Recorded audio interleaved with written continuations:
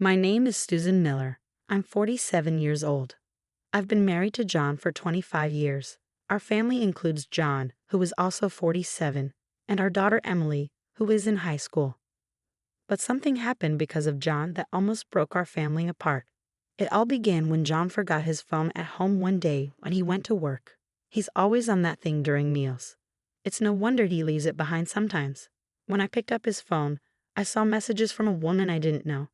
Are you coming over today or staying with your wife? I need to talk to you, Mia, so please come over.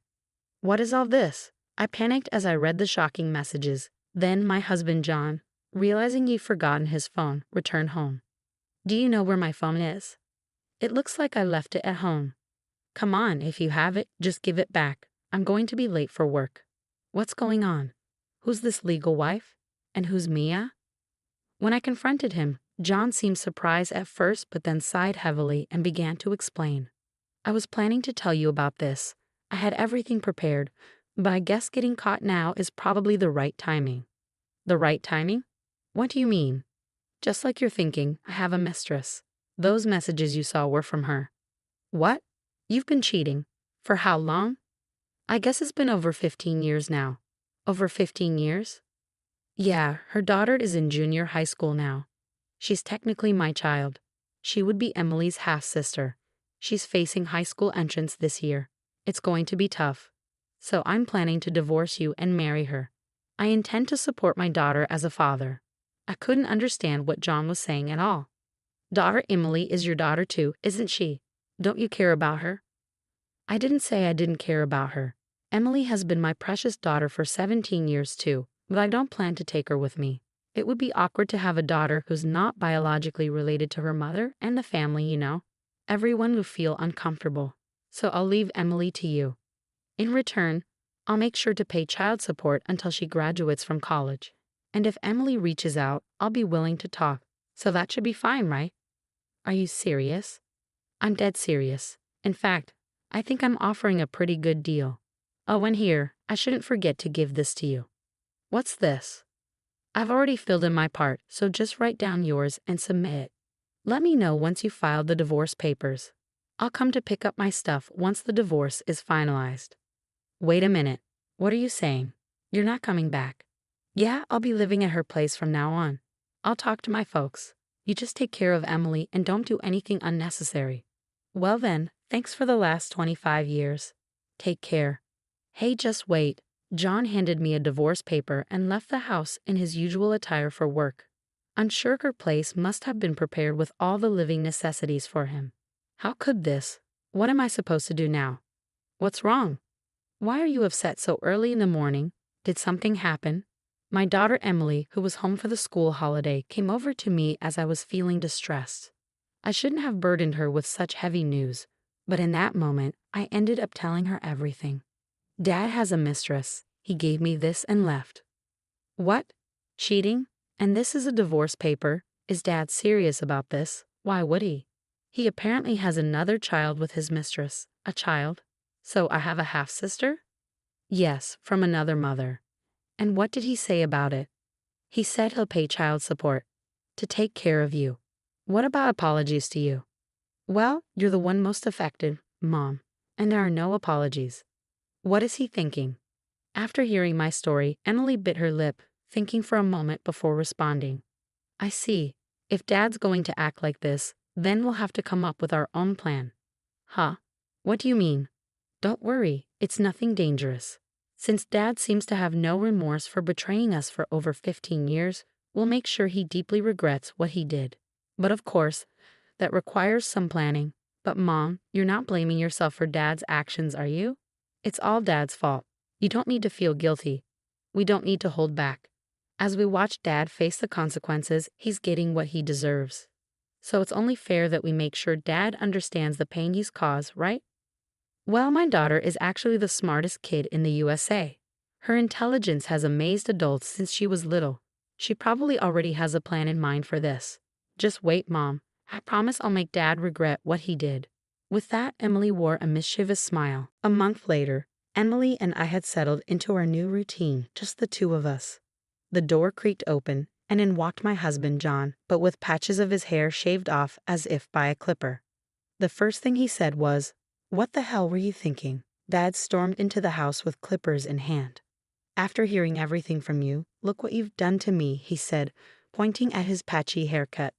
John went on a tirade. He explained how he was relaxing at his mistress's house when suddenly his father showed up with clippers and gave him an unplanned haircut. Then he managed to escape and rushed back home in this state just to give me a piece of his mind. "I warned you, didn't I? I talked to Dad, so you weren't supposed to do anything unnecessary. You know how much Dad hates dishonesty. He's always been strict with me because of that, and it's been traumatic. Despite knowing that, you still went and told on me. Are you jealous? Jealous that we might be happy while you're stuck in misery? Is that why you haven't filed for divorce yet? Then you spill everything to Dad. You're truly pathetic. The reason I cheated was because I couldn't stand this side of you, you coward. That's when it happened." "What are you misunderstanding? It wasn't Mom who told Grandpa everything. It was me," my daughter calmly responded to the raging John. "What? So Grandpa attacked with clippers, huh? Just as I expected." "What do you mean, as expected? Emily, did you tell Grandpa to attack me with clippers?" "No, I didn't say that. I just handed something to Grandpa, proof of your affair. This goes back a month. Hey Mom, what do you think is the scariest thing to Dad in this world?" Soon after John left, Emily asked me that question. The scariest thing to him? Yes, that would be Grandpa. I once asked Dad what he was most afraid of in this world. He immediately answered Dad. I had also heard about it before. My father-in-law detests dishonesty above all and wouldn't hesitate to correct anyone behaving improperly, even strangers. John was raised strictly by my father-in-law since childhood and said he could never go against him. Dad said before he left, "I'll talk to Dad about it, so don't do anything unnecessary." That's because the last thing Dad wanted was for Grandpa to find out about this situation. So I'm pretty sure Dad won't tell Grandpa the real reason for the divorce. He might say we just couldn't agree on things, or worse, he might even claim he cheated. That's terrible. That's why we need to act first to prevent that from happening. Plus, there's another benefit to telling Grandpa first. Dad is an employee at the company Grandpa runs. Dad got the job through connections, thanks to Grandpa, and has climbed up to the position of manager. Can you imagine what would happen if Grandpa, who hates dishonesty, found out about Dad's affair and secret child of over 15 years? It's going to be a big mess, maybe even a trigger for Dad to get fired. Dad seems to have earned some trust at his company, but Grandpa is definitely Dad's Achilles heel. That's why I plan to use this to our advantage and push Dad into the depths of hell. But first, I need to gather solid evidence of the affair to make Grandpa understand. Saying that, Emily opened the laptop Dad had left behind. Evidence. How are you going to? Normally, you'd need a detective agency to catch evidence of an affair. And there's probably a password on that laptop, right? I doubt you'd leave anything compromising on it. Normally, yes, but I don't need any of that. There's no point in paying someone to find something that's right here. Saying that, my daughter dismissed my concerns and rapidly typed on the keyboard, managing to unlock it in just a few seconds. She then extracted all the relevant information contained within. Wow, you really unlocked it. Well, of course. This is nothing for me now. Let's see what kind of evidence Dad left on this laptop. From their exchanges, it looks like Dad's mistress was an ex-girlfriend they reconnected. When I was still in your belly, Mom, that reunion sparked an affair that lasted over 15 years. Look, here's a photo. Dad's mistress seems to be this woman. Mom, do you recognize her? The photo Emily showed me was one of Dad and his mistress looking very close. I had seen the woman in the photo before. She's Dad's childhood friend. She got married early and moved away from her hometown. But after her divorce, she came back. I met her once when we visited his parents. I see. So she came back to town, and that's when the affair started. I'm truly appalled by my own father. Suddenly, Emily froze upon seeing a particular photo. What's wrong? Did you find something? Look at this. Emily looked at a photo of a girl who appeared to be the hidden child. Probably this is my half-sister, Dad's secret child. Are you okay? If it's too hard for you, Mom can take over, and you don't have to do this anymore, Emily. No, it's not that I mind. I want to see this through to the end. Saying that, Emily turned back to the computer. It seems like this girl hasn't been officially recognized as Dad's child. He hasn't acknowledged her. Well, that makes sense. He was probably planning to acknowledge her after the divorce. I'm not sure if this girl knows about us yet, as Dad said. It's confirmed he has a secret child, but I found out something else that's shocking. Shocking? Dad seems to have bought them a condo. What? A condo? Yes, a new condo right in front of the station. Given the location and it's a high rise, it must be quite expensive. Oh look, the price is listed online. When I checked the price of the condo my husband bought for his mistress, it was a whopping $1 million. On the other hand, we live in a rental condo I've been leasing since my single days. We discussed buying a house many times, but his consistent response was renting is more cost-effective. So there was this reason behind it. Is that all the information? I was expecting a bit more, honestly. Isn't this enough? It's sufficient, but I wanted more concrete evidence, like photos of them coming out of a hotel. The information we got from this computer includes the mistress and the hidden child's names and photos, and the fact that Dad bought a condo for his mistress. How about we make a direct visit to the condo? If we capture photos of them coming out, that could serve as evidence. Aren't you curious about what kind of life they're leading? Saying that, Emily grinned mischievously. The next day, we headed to the condo where we presumed Dad was staying. The condo looks bigger than in the photos. Really, it's surprising he had enough money to buy a condo for his mistress. Where did he get the money? Mom, isn't that Dad? Looks like they're heading out as a family, Emily pointed. And there were Dad, his mistress, and the hidden child. I quickly captured their image on my camera. From the outside, they look like a normal family. You wouldn't think he's been having an affair for 15 years. They must be considered a happy family by the neighbors. At that moment, we overheard a conversation from the three passing right by our hiding spot. Hey, when's the divorce going to be finalized? You shoved the divorce papers at your official wife before leaving, right? Yeah, but she seems reluctant. Hasn't got any message that she submitted the divorce papers, even though I said I'd pay alimony. What's she hesitating for? Maybe she still has feelings for you, who knows? But even if that's true, you're the only one for me since the beginning. I have no intention of getting back with her, John. Hey, Dad, what about me? I'm more important than that other daughter, right? Of course you're my only daughter, Mia. Yay, I don't care if she goes to some famous high school or whatever. Dad chose me. I wonder what kind of face she's making now, being abandoned by Dad. Poor thing. Hearing their outrageous conversation left us astounded. Then, I thought she didn't know since she's not recognized, but she knew about us. No need to hold back then. Let's not just plunge Dad into hell. But those two as well. Emily seemed even more determined to seek revenge after overhearing their talk, glaring at the three with a wrathful expression. But it's good we came here. We got a video of the three leaving the condo, and thanks to their chatter so close to us, we caught their entire conversation. With this evidence, I bet we can demand a much higher amount, and Grandpa won't stay silent for sure. With that evidence in hand, we went to a law firm to draft the claim documents. For the finishing touch, Emily and I headed to my in-laws' house. It's rare for you to visit without notice and just the two of you at that. Something happened. Actually, I shared everything that had occurred with my in-laws, Mike and Lily. Mike started trembling and then exploded in rage. Over 15 years of cheating, and he even has a secret child. That bastard, where is he now? He's been at his mistress's place since he left in the condo he bought her, right in front of the station. What? When Dad said, my daughter is only Mia. Only you, does Dad hate me? After living together all this time, he values that woman's child more.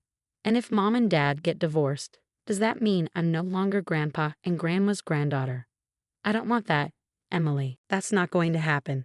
Even if they get divorced, you're our only granddaughter. Don't worry, Grandpa will make sure he pays for this. His expression was exactly like Emily's that time.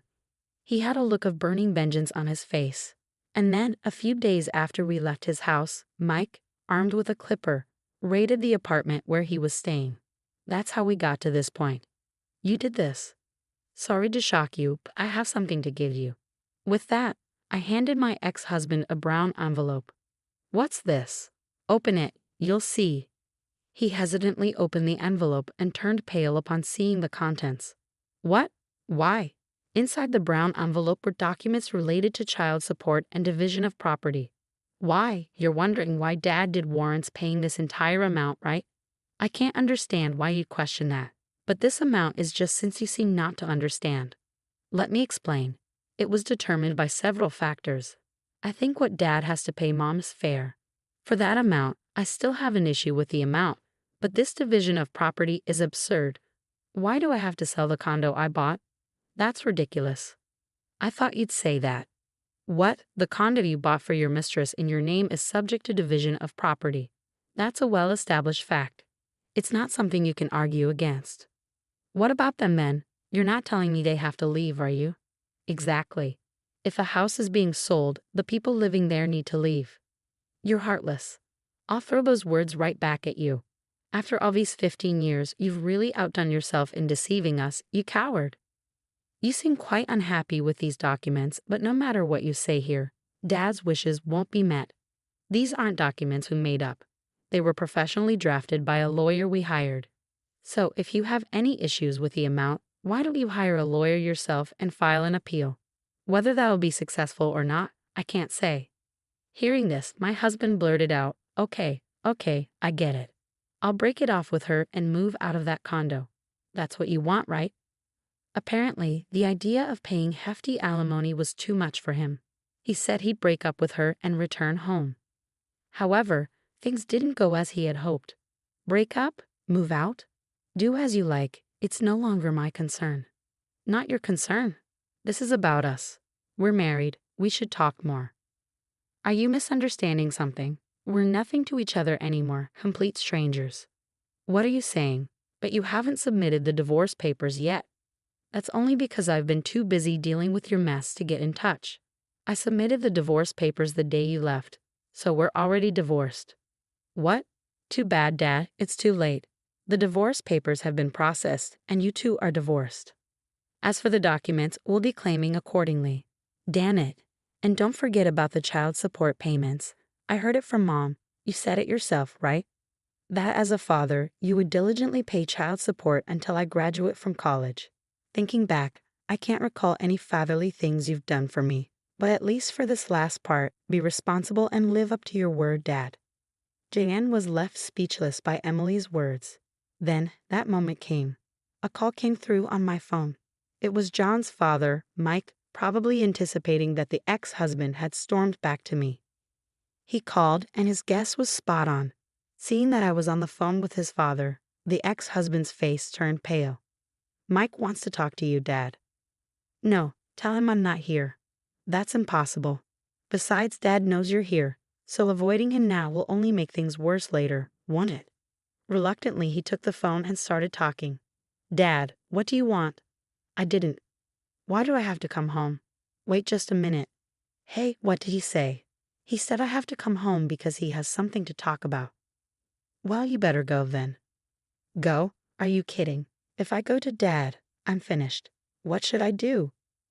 But fretting about it here isn't going to help, is it? What do you mean? Grandpa said you're fired. Why? I don't know the details, but if it's serious enough for a firing warning over an affair, you must have done something quite bad, right? Well, looks like you do have an idea by that expression. Then you better hurry to Grandpa's place. Hearing his daughter's words, the ex-husband rushed out of the house in a panic. It seems his position meant everything to him after all. Dad, that was quicker than expected. I heard from Emily. Are you serious about firing me, Dad? Just because of this affair, which has nothing to do with work. And now you're firing me? This is clearly wrongful dismissal. Wrongful dismissal? Have you forgotten all the mistakes you've made? Unauthorized absences, being late, trouble with employees at partner companies are everyday occurrences. Other employees had to clean up your messes while you strolled around like you own the place because you're the president's son and the presumed next president. It's only natural you be laid off for this. This is a fair decision. But so suddenly. True, I've turned a blind eye until now because you're my son, but that ends today. What do you mean by that? After today, I'm cutting ties with you. You betrayed the two people you should have cherished most, trying to find happiness just for yourself. You're no longer my son or anything to me. Never show your face to me again. No, this can't be true. To my father-in-law's declaration, the ex-husband was fired. Furthermore, being told that their familial bond was severed, he collapsed to his knees, screaming in agony. When my father-in-law told us this, Emily and I high-fived each other. However, a few days later, he did as Emily suggested and hired a lawyer to dispute my claims, but his appeal was rejected. In the end, he had to pay exactly as I initially demanded.